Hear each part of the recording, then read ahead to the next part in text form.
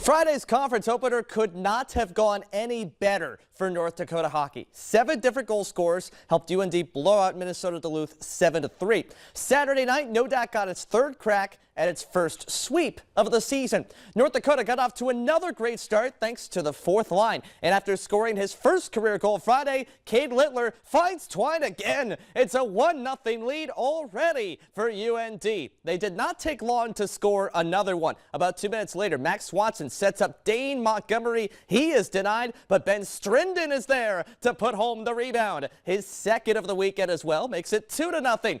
And from a Fargo native to a West Fargo native, later in the period on the power play, Cameron Berg sends a rocket to the back of the net. It's 3-0 North Dakota after 1. They get the offense early. TJ Septemfelter takes it from there. He made 26 saves on 27 shots, including this incredible robbery. Watch this on the doorstep with the glove hand. Somebody call Sports Center. North Dakota gets its first sweep of the season and its 6th consecutive win over Minnesota-Duluth. As you see the save one more time, 4-1 is the final.